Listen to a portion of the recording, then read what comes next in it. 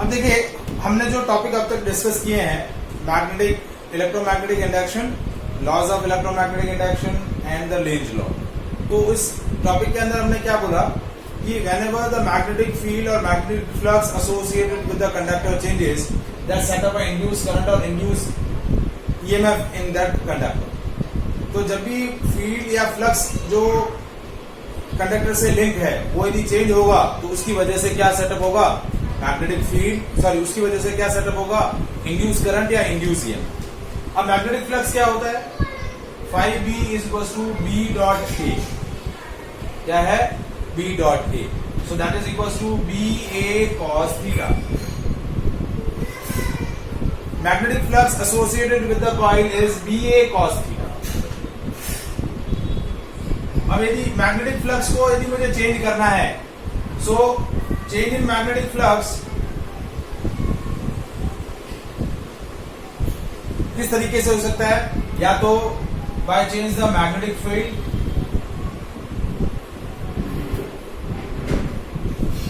मतलब कंडक्टर जिस magnetic field में प्लेस किया है उसको मैं चेंज करूं। जैसे मैंने जो सेकंड न्यूमेरिकल बताया था जिसके अंदर मैग्नेटिक फील्ड पहले नॉन जीरो था फिर डिक्रीज करके जीरो कर दिया, तो मैग्नेटिक फील्ड को चेंज करूंगा तो मैग्नेटिक फ्लक्स चेंज होगा, मैग्नेटिक फ्लक्स चेंज होगा तो इंड्यूस ईएमएफ सेटअप हो जाएगा। सेकंड तरीका है by change the area associated with the coil. यदि एरिया में चेंज कर दूं, इंक्रीज या डिक्रीज करूं, तब भी मेरा क्या होगा,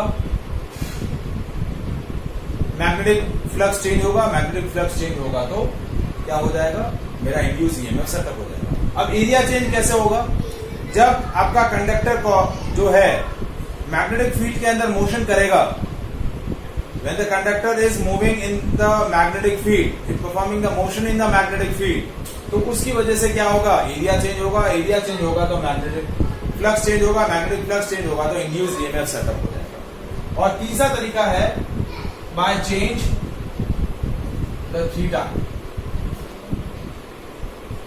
तीसरा तरीका है कि यदि मैं इस थीटा को चेंज करूं तो मेरा मैग्नेटिक फील्ड चेंज होगा। तो थीटा का मतलब क्या है, by change the orientation of conductor. मतलब मैं क्या करूं, मैग्नेटिक फील्ड के अंदर कॉइल को रोटेट करवाऊंगा तो उससे एसोसिएटेड मैग्नेटिक फ्लक्स चेंज होगा, मैग्नेटिक फ्लक्स चेंज होगा तो इंड्यूस ईएमएफ प्रोड्यूस होगा। तो इन तीनों तरीकों से मैं क्या कर सकता हूं, मैग्नेटिक फ्लक्स को चेंज कर सकता हूं, और मैग्नेटिक फ्लक्स को चेंज करूंगा तो इंड्यूस ईएमएफ या इंड्यूस करंट सेटअप हो जाएगा। अब हमारे सिलेबस के अंदर ये दो तरीके दे रखे हैं, by changing the area associated with the coil, और by changing the orientation of the conductor, और by changing the orientation of the coil we can change the magnetic flux associated with the coil and producing the magnetic flux or magnetic by producing the induced EMF or induced current। आया समझ में, मतलब magnetic field में changes को हमें discuss नहीं करना है, मतलब इंड्यूस ईएमएफ का production by changing the magnetic field ये हमें डिस्कस नहीं करना है, हमें ये दो तरीके डिस्कस करना है। तो पहला तरीका जो है bye changing the area associated with the coil, और एरिया चेंज करने के लिए क्या होगा, कंडक्टर इज मूविंग या performing the motion in the magnetic field, तो वो जो ईएमएफ बोला जाएगा वो ईएमएफ क्या बोला जाएगा, मोशनल ईएमएफ। क्या बोलेंगे, मोशनल ईएमएफ। तो मोशनल ईएमएफ किससे डिफाइन कर सकते हैं, the induced EMF develop across the ends of conductor due to its motion in the magnetic field, so that EMF is known as motional EMF। उस EMF को हम क्या बोलेंगे, motional EMF। तो हमारा नेक्स्ट टॉपिक है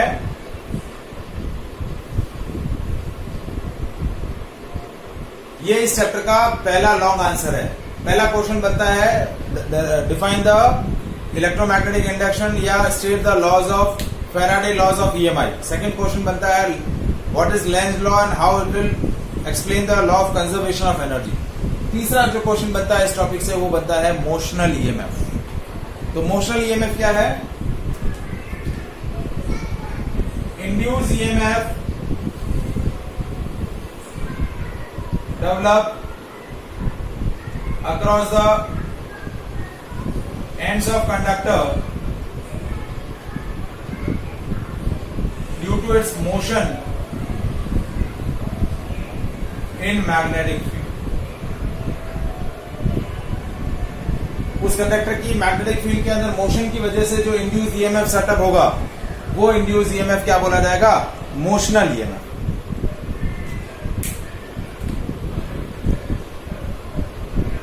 ठीक है, अब इसको कैसे डिराइव करना है कि let us consider a straight current carrying conductor which performing a motion in the uniform and time independent magnetic field. एक यूनिफॉर्म और टाइम इंडिपेंडेंट मैग्नेटिक फील्ड है, उस टाइम यूनिफॉर्म और टाइम इंडिपेंडेंट मैग्नेटिक फील्ड के अंदर आपका conductor body motion perform कर रहा है। जैसे हमने क्या बोला, एक मैग्नेटिक फील्ड हमने सेटअप किया which is perpendicular to the plane inward. ये मैग्नेटिक फील्ड यूनिफॉर्म है और टाइम पे डिपेंड नहीं करता है, इंडिपेंडेंट। अब मैंने क्या किया, we are taking a U shape metallic conductor, ये यू शेप का मेटालिक फ्रेम लिया मैंने, और इस मेटालिक फ्रेम पर आपका एक स्ट्रेट करंट कैरिंग कंडक्टर जो है वो क्या कर रहा है? मूव कर रहा है। This is a straight current carrying conductor PQ, whose length is L. Length of conductor PQ क्या दे रखी है? L. And that conductor is moving on this U-shaped frame. ये इस U-shaped frame पर क्या कर रहा है? मूव कर रहा है। This conductor is moving inward with the velocity v on this U-shaped frame PQRS. ये फ्रेम का लेबल कर दिया PQRS, ये R ले लिया और ये S। तो कंडक्टर PQ जो है that is performing it's motion in the uniform magnetic field, जो हमने एक्सटर्नली सेटअप किया है। क्या किया है? एक्सटर्नली सेटअप किया है।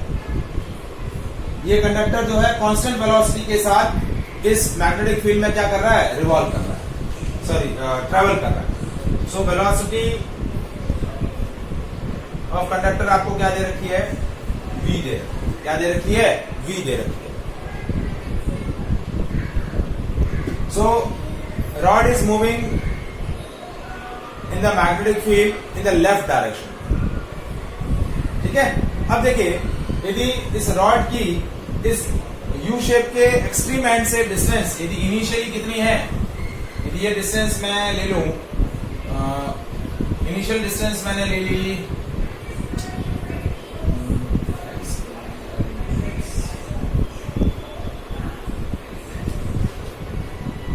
इनिशियल डिस्टेंस मैंने ले ली सपोज x1। अब क्या हुआ? This rod is moving inward, so in the time t it will be reaches here, और ये जो डिस्टेंस है वो कितनी ले ली? x2। So the net distance travel by the rod is, ये डिस्टेंस कितना हो जाएगा? x2 minus x1. So the change in area of the rectangular loop, ये जो रेक्टेंगुलर लूप बन रहा है PQRS, इसके एरिया में कितना चेंज आया? यदि ये x2 minus x1 मैं ले लूं x, so change in area कितना हो गया? चेंज इन एरिया बेटा कितना होगा?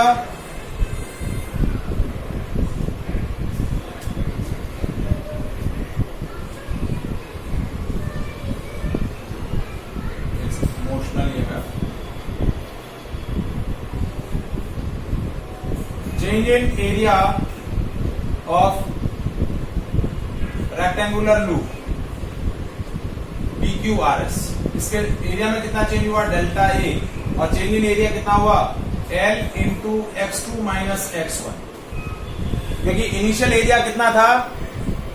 L लेंथ इंटू ब्रेथ, तो लेंथ थी L और ब्रेथ थी x1, फिर बाद में एरिया कितना हो गया? L इंटू x2, तो चेंज इन एरिया कितना हुआ, L X two minus X one, तो ये हो गया एल इंटू एक्स, और ये एरिया क्या होगा, नेगेटिव होगा, क्या होगा, नेगेटिव। ये चेंज इन एरिया क्या है, एल इंटू एक्स, और ये एरिया क्या होगा, नेगेटिव होगा। नेगेटिव क्यों होगा, क्योंकि x2 is lesser than x1, x2 छोटा है, ये डिस्टेंस छोटी है, ये डिस्टेंस बड़ी है, क्योंकि रॉड इज मूविंग इनवर्ड, तो चेंज इन एरिया डिक्रीजिंग है। कैसा है, डिक्रीजिंग। ये चीज समझ में आया बेटा,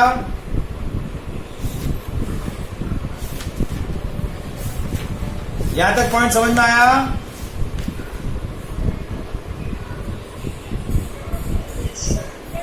सो चेंज इन एरिया आपका क्या हुआ, नेगेटिव। अब एरिया चेंज हुआ तो उससे एसोसिएट फ्लक्स भी क्या होगा, चेंज होगा। तो देखिए, change in flux associated with loop, कैसे निकालेंगे, लूप से associated magnetic flux delta phi B that is equals to what, magnetic field sorry into change in area.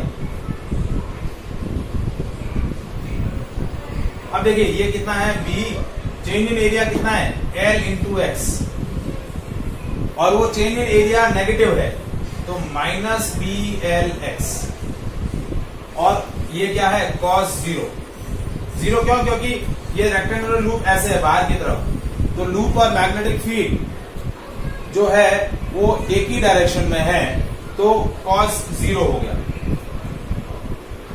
तो थीटा जीरो है, तो चेंज इन मैग्नेटिक फ्लक्स कितना हुआ, minus B L X, क्या हुआ, माइनस बी एल एक्स। अब induce EMF कितना होता है, induce EMF is minus D phi by D T, या minus delta phi by delta T. तो ये आया माइनस डेल्टा फाई बी कितना है, minus B L X upon delta T, तो ये माइनस माइनस प्लस हो गया, B L X by delta T. X क्या है, टोटल डिस्टेंस या टोटल डिस्प्लेसमेंट, और डेल्टा टी क्या है, टाइम इंटरवल। तो डिस्प्लेसमेंट अपॉन टाइम क्या होता है, वेलोसिटी। तो this is called B L V. तो ये आपका एक्सप्रेशन हो जाएगा इंड्यूस ईएमएफ का, बी एल वी, क्या हो जाएगा, B L V. So that is a expression of induce EMF. Yes,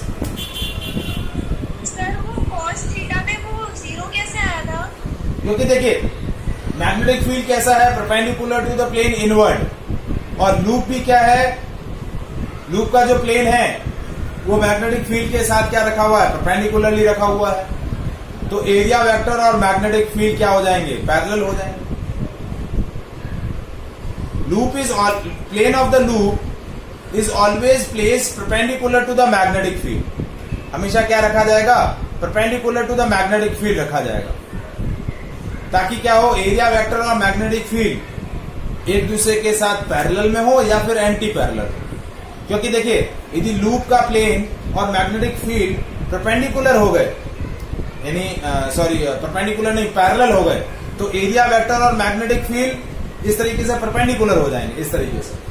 तो इस तरीके से यदि परपेंडिकुलर हो गए तो फ्लक्स पास ही नहीं होगा, फ्लक्स जीरो होगा, तो इंड्यूस ईएमएफ भी नहीं होगा, क्योंकि फ्लक्स ही जीरो है, तो इंड्यूस ईएमएफ हो ही नहीं सकता। तो हमेशा प्लेन का जो लास्ट सेशन के अंदर हमने डिस्कस किया मोशनल ईएमएफ, और motional EMF is the EMF develop across the ends of conductor due to its motion in the magnetic field. जब भी कोई कंडक्टर बॉडी मैग्नेटिक फील्ड के अंदर मोशन करेगी तो उसके एंड के अक्रॉस जो ईएमएफ इंड्यूस होगा उसको हम बोलेंगे मोशनल ईएमएफ, और उसका एक्सप्रेशन हमने डिराइव क्या किया था,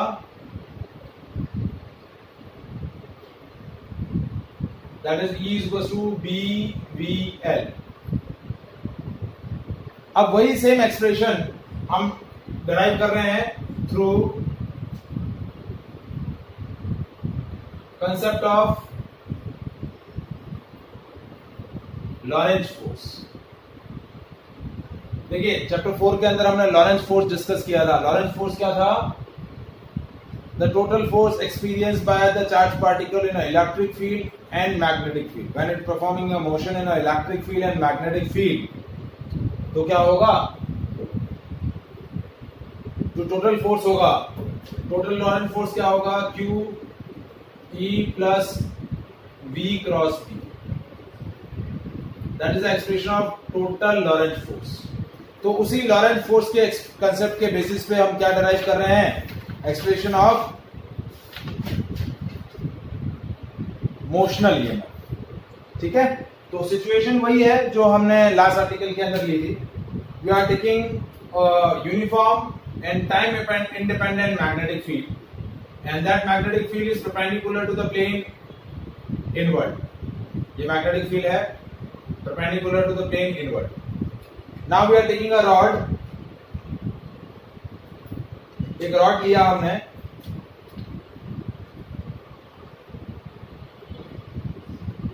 this is a rod PQ and this rod is moving in the left hand side with the velocity v. इस रॉड का जो लेंथ है वो हमने दे रखा है l। क्या दे रखा है? l, small l। Now this is a conductor rod. ये रॉड जो है वो कंडक्टर की है, कंडक्टर वायर है। So the conductor consist of free electron. तो इस रॉड के अंदर क्या है? फ्री इलेक्ट्रॉन है। Now as the rod is moving with the velocity v, so the electron present in the rod is also moving with the same velocity v. So as the electron are moving in a magnetic field with a certain velocity, they experiences the magnetic force. तो ये देखिए, ये electron जो है वो v velocity से travel कर रहा है और ये जो वेलोसिटी वेक्टर और ये जो मैग्नेटिक फील्ड है that is perpendicular. So it will experience a magnetic force. As the electron is moving in a magnetic field, it experiences a magnetic force. तो magnetic force का डायरेक्शन हम देंगे Fleming left hand rule से। Fleming left hand rule states that if you stretch your forefinger, middle finger and the thumb of your left hand in a mutually perpendicular direction, so this is the direction of forefinger, this is the direction of forefinger indicate the direction of magnetic field, middle finger indicate the direction of motion of conductor, then thumb indicate the direction of force. तो देखिए, ये आपका magnetic field अंदर की तरफ और ये motion of the conductor left hand side में। तो फोर्स कैसे आ रहा है? P से Q की तरफ। कैसे आ रहा है? P से Q की तरफ।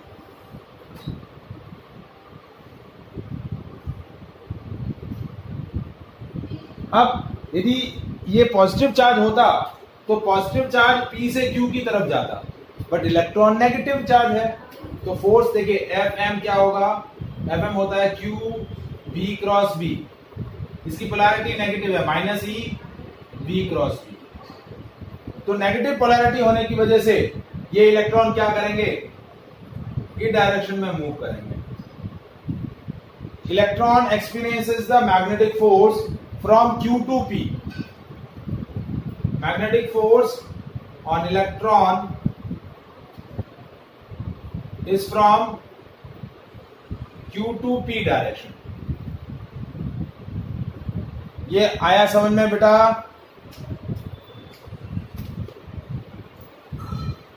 यहां तक समझ में आया? नहीं सर। वंदन, मान्या, सॉरी वंदन, आर्या। देखिए, इलेक्ट्रॉन है, इलेक्ट्रॉन जब मैग्नेटिक फील्ड में ट्रेवल कर रहा है तो वो मैग्नेटिक फोर्स एक्सपीरियंस करेगा। यहां तक समझ, ये चीज समझ में आई? मान्या, ये चीज समझ? एक्चुअली ना सर, मैं लीव हो गई थी, मेरे लाइट नहीं आ रहा था। हाँ देखिए, वो मैं समझ गया। देखिए, ये एक रॉड है, रॉड जो है वो मैग्नेटिक फील्ड में v वेलोसिटी से लेफ्ट हैंड साइड में ट्रेवल कर रही है। तो क्या हो रहा है? Rod consist free electron. It consists of free electron. So यदि rod v velocity से travel कर रही है तो इसमें present electron भी v velocity से travel करेंगे, और जब कोई इलेक्ट्रॉन मैग्नेटिक फील्ड में एक सर्टेन वेलोसिटी से ट्रेवल कर रहा है, then it will experiences the magnetic force.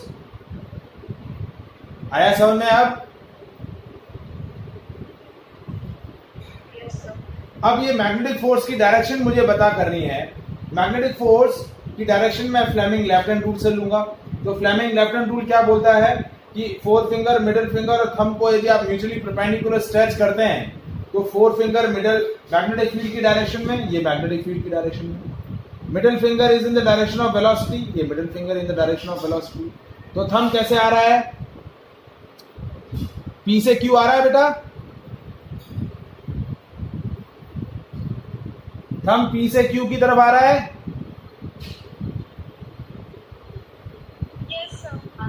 तो यदि ये इलेक्ट्रॉन पॉजिटिव चार्ज होता, मतलब ये चार्ज पार्टिकल पॉजिटिव चार्ज होता तो वो पी से क्यू मूव करता, लेकिन ये इलेक्ट्रॉन है, नेगेटिव चार्ज पार्टिकल है, तो इसकी पोलैरिटी नेगेटिव होती है।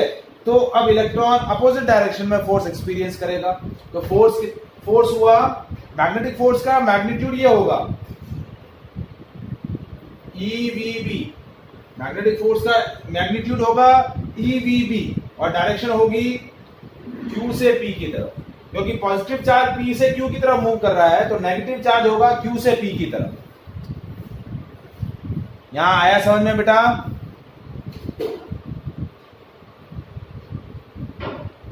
तो अब सारे इलेक्ट्रॉन्स Q से P की तरफ जाएंगे। सिंगल इलेक्ट्रॉन तो है नहीं, they consist of numerous number of electron.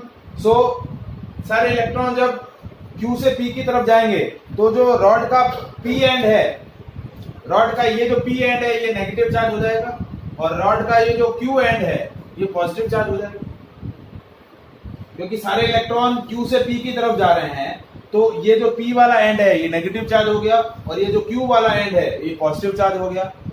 मतलब सारे इलेक्ट्रॉन P की तरफ मूव कर रहे हैं और पॉजिटिव चार्ज Q की तरफ कलेक्ट हो जाएंगे। So that set up a electric field, और इलेक्ट्रिक फील्ड किस डायरेक्शन में होगा? Q से P की तरफ। इलेक्ट्रिक फील्ड किस डायरेक्शन में होगा? Q से P की तरफ। सो set up a electric field of magnitude E from Q to P। तो उस इलेक्ट्रिक फील्ड की वजह से चार्ज पार्टिकल क्या करेगा? इलेक्ट्रिक फोर्स एक्सपीरियंस करेगा, और इलेक्ट्रिक फोर्स क्या होगा? Q into E। क्या होगा? Q into E। लेकिन again electron negative charge particle है, तो यदि पॉजिटिव चार्ज पार्टिकल होता तो इलेक्ट्रिक फोर्स की डायरेक्शन वही होती जो इलेक्ट्रिक फील्ड की है, लेकिन इलेक्ट्रॉन नेगेटिव चार्ज पार्टिकल है तो इलेक्ट्रिक फोर्स की डायरेक्शन इलेक्ट्रिक फील्ड के अपोजिट होगी। तो इलेक्ट्रिक फोर्स किस डायरेक्शन में होगा? इलेक्ट्रिक फोर्स हुआ इस डायरेक्शन में। तो इलेक्ट्रिक फोर्स हुआ small e into capital E। Magnitude होगा small e into capital E, और इसकी डायरेक्शन होगी P2Q।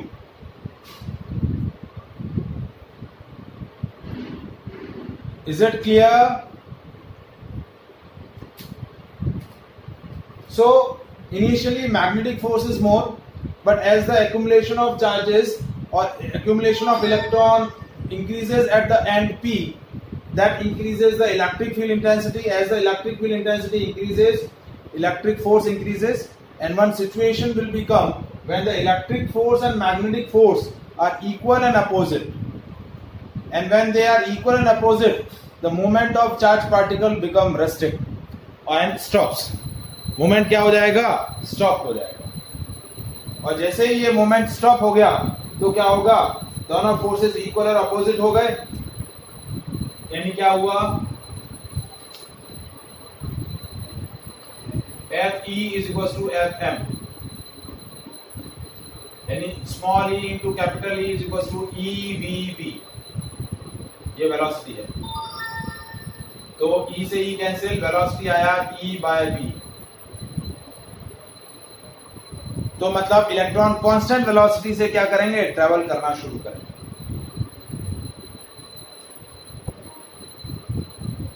ठीक है, V is equal to E into B. ठीक है, तो इलेक्ट्रिक फील्ड कितना हो गया? B into B. Electric field कितना हुआ? B into B. Electric field ही चाहिए था मेरे को, तो E into capital E is equal to E V B. E से ई कैंसिल, ई की वैल्यू होगी V इंटू बी। ये आ गया इलेक्ट्रिक फील्ड। तो इलेक्ट्रिक फील्ड की वजह से क्या आएगा? Potential difference across ends of rod PQ। तो पोटेंशियल डिफरेंस होता है, पोटेंशियल डिफरेंस को हम किससे रिप्रेजेंट करते हैं? V से रिप्रेजेंट करो, या फिर यहाँ इंड्यूस EMF है तो इसको E से रिप्रेजेंट करें। EMF पोटेंशियल डिफरेंस होता है तो ये हो गया E, that is E into L, क्योंकि पोटेंशियल डिफरेंस होता है electric field into gap, separation at the both the ends. तो दोनों एंड्स के बीच का सेपरेशन क्या बोला जाएगा? Length of the rod. तो ये हो गया B into V into L। तो इंड्यूस EMF क्या आ गया? BVL। Is it clear?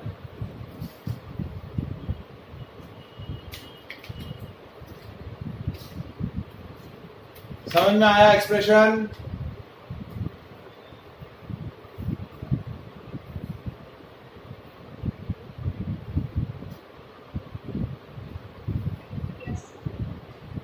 Any doubt in this part?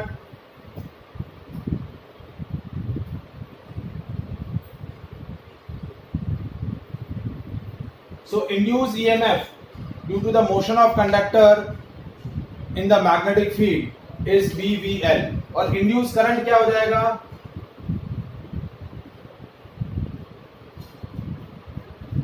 That is equals to E by R। यदि रॉड का रेजिस्टेंस में R ले लूं तो ये हो जाएगा BVL by R।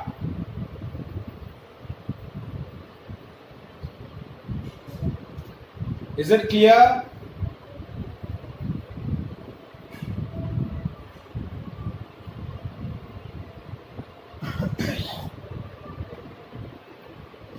अब देखिए, लेंज लॉ के अंदर हमने क्या पढ़ा था? लेंज लॉ में हमने पढ़ा कि जब किसी भी कंडक्टर बॉडी का मूवमेंट मैग्नेटिक फील्ड में होगा और उससे एसोसिएटेड मैग्नेटिक फील्ड और मैग्नेटिक फ्लक्स चेंज होगा तो उसमें इंड्यूस ईएमएफ सेटअप होगा, और इंड्यूस ईएमएफ की और इंड्यूस करंट की डायरेक्शन इस तरीके से होगी कि वो उसी कॉज का अपोज करेगा जिसकी वजह से उसका प्रोडक्शन हुआ है। तो जब भी कोई रॉड या कोई भी कंडक्टर बॉडी मैग्नेटिक फील्ड में मूवमेंट करेगी तो उस मूवमेंट का मूवमेंट की वजह से इंड्यूस ईएमएफ सेटअप होगा, और वो इंड्यूस ईएमएफ का डायरेक्शन इस तरीके से होगा कि वो उसी कॉज का अपोज करेगा जिसकी वजह से उसका प्रोडक्शन हुआ है। तो क्या होगा? इंड्यूस ईएमएफ को मेंटेन करना है तो कंडक्टर को कंटिन्यूअसली मूव करना पड़ेगा, और उस कंटिन्यूअसली मूवमेंट करने पर क्या होगा? एजेंसी को वर्क करना पड़ेगा, और वही वर्क एनर्जी के फॉर्म में स्टोर हो जाएगा। तो मतलब यहाँ क्या होगा? कंडक्टर का मोशन जब होगा तो उसकी वजह से इलेक्ट्रिक एनर्जी प्रोड्यूस होगी। क्या होगी? Electric energy. तो हम यहाँ डिस्कस करते हैं एनर्जी कंसिडरेशन। यदि रॉड को यदि आप इस तरीके से मूव करते हो तो किस तरीके का एनर्जी स्टोर होता है, कितना इलेक्ट्रिक एनर्जी स्टोर होता है, कितना energy loss as a power होता है, तो ये हम डिस्कस करते हैं। ठीक है, तो नेक्स्ट हमारा टॉपिक है energy consideration as a quantitative study.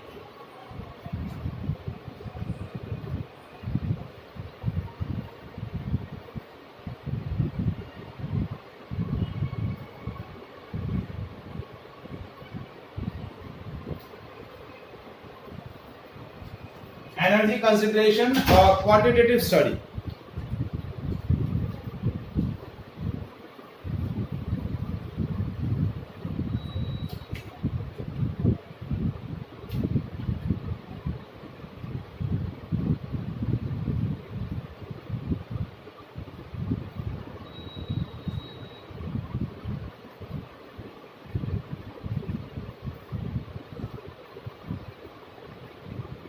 देखिए, suppose we are taking a rod of length L having a resistance R,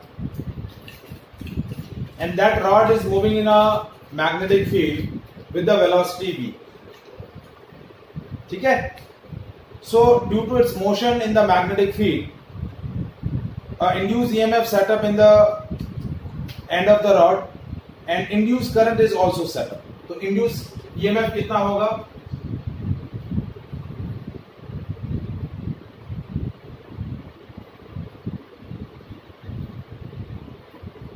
E is equals to BVL. Induced current कितना होगा? I, that is BVL by R. Now due to this induced current, देखिए rod है, rod के अंदर induce current setup हुई, तो उस induce current की वजह से क्या होगा? It will experience a magnetic field. Again magnetic field experience, sorry magnetic field नहीं, magnetic force. As the current is flowing in the current carrying conductor or current carrying rod, it will experiences the magnetic force. क्या experience करेगा? Magnetic force experience करेगा. देखिए एक जो हमने magnetic force पढ़ा था, magnetic force experienced by the current carrying conductor, that is I L cross B. वही same logic यहाँ यूज होगा. इस induced current की वजह से ये रॉड क्या करेगी? मैग्नेटिक फोर्स एक्सपीरियंस करेगी. क्या करेगी? मैग्नेटिक फोर्स एक्सपीरियंस करेगी. देखिए रॉड जो है ये मैग्नेटिक फील्ड के अंदर प्लेस्ड है और ये रॉड क्या हो रही है? इस मैग्नेटिक फील्ड के अंदर इस v वेलोसिटी से ट्रेवल कर रही है. तो इसके इस मोशन की वजह से इंड्यूस करंट सेटअप हुआ और वो इंड्यूस करंट की वजह से अगेन ये रॉड एक मैग्नेटिक फोर्स एक्सपीरियंस करेगी. सो मैग्नेटिक फोर्स क्या होगा? Magnetic force on rod due to induce current, that is F, that is I L cross B. ये लेंथ ऑफ रॉड है, तो ये हो गया I की जगह BVL by R into L into B. Magnetic field और रॉड जो है इनवर्स 90 डिग्री पे है, तो ये L इंटू बी साइन 90 हो जाएगा. तो ये हो गया B square L square V by R. ये मैग्नेटिक फोर्स हो गया. क्या हो गया? Magnetic force. B square L square V square by R. अब इस मैग्नेटिक फोर्स की डायरेक्शन अगेन वही फ्लेमिंग लेफ्ट हैंड रूल. कैसे? ये मैग्नेटिक फील्ड अंदर की तरफ, करंट कैसे? देखिए इसमें करंट कैसे फ्लो कर रही है? करंट का डायरेक्शन बताया था, ये P एंड है, ये Q एंड है. यहां हम जो लॉजिक यूज करेंगे वो करंट के हिसाब से करेंगे. तो करंट कैसे, इसके अंदर इंड्यूस ईएमएफ कैसे सेटअप हो रही है? ये एंड पॉजिटिव चार्ज है और ये एंड नेगेटिव चार्ज था, तो करंट आपकी क्या होगी? Q से P की तरफ जाएगी. करंट कैसे, इंड्यूस करंट कैसे जाएगी? Q से P की तरफ. कैसे जाएगी? Q से P की तरफ. तो देखिए ये मैग्नेटिक फील्ड अंदर की तरफ, करंट ऊपर की तरफ है.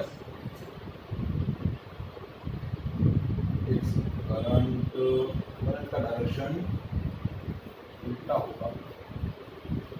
Rod, electric force, magnetic force ऊपर की तरफ, इलेक्ट्रिक फोर्स नीचे की तरफ. इंड्यूस करंट कैसे आया था? सॉरी, इंड्यूस करंट के लिए Fleming right hand rule use करेंगे ना. तो ये मैग्नेटिक फील्ड, ये मोशन ऑफ द कंडक्टर,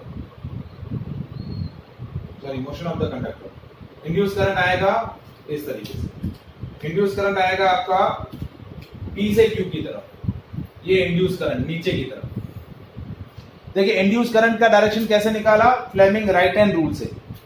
ये मैग्नेटिक फील्ड थंब इंडिकेट कर रहा है मोशन ऑफ द कंडक्टर, और ये P से Q, ये आपका इंड्यूस करंट आ गया. इंड्यूस करंट नीचे की तरफ है. तो अब मैं फ्लेमिंग लेफ्ट हैंड रूल वापस यूज करूंगा फोर्स के लिए.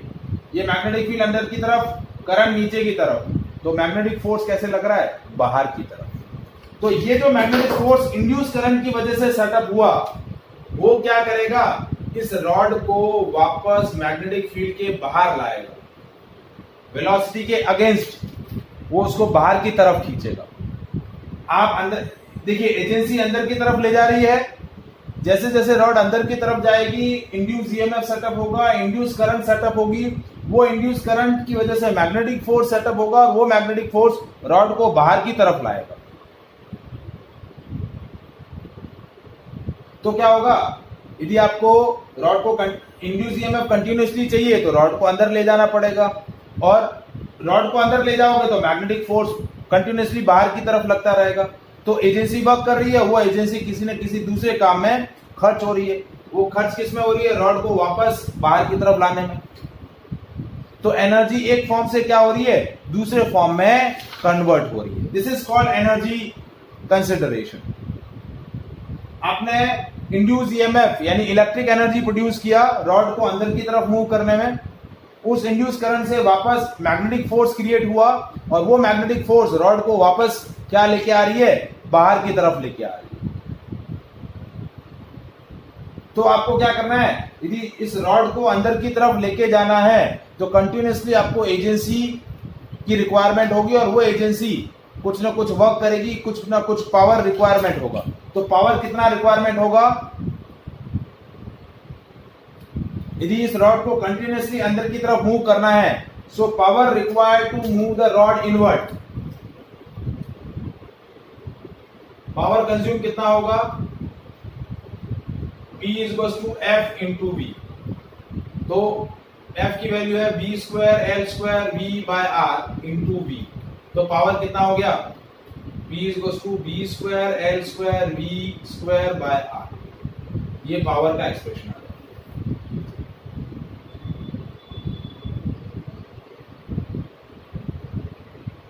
और यही पावर क्या होगा, यही है पावर जो होगी आपकी, क्या होगी, हीट के फॉर्म में डेसिपिएट हो जाएगी, यानी एक फॉर्म से दूसरे फॉर्म में कन्वर्ट हो जाएगी। So this is called energy consideration. Is it clear? मतलब जब एजेंसी वर्क करेगी तभी एनर्जी फॉर्म होगा, एनर्जी प्रोड्यूस होगा, और वो एनर्जी एक फॉर्म से दूसरे फॉर्म में कन्वर्ट होता जाएगा। आया समझ में बेटा?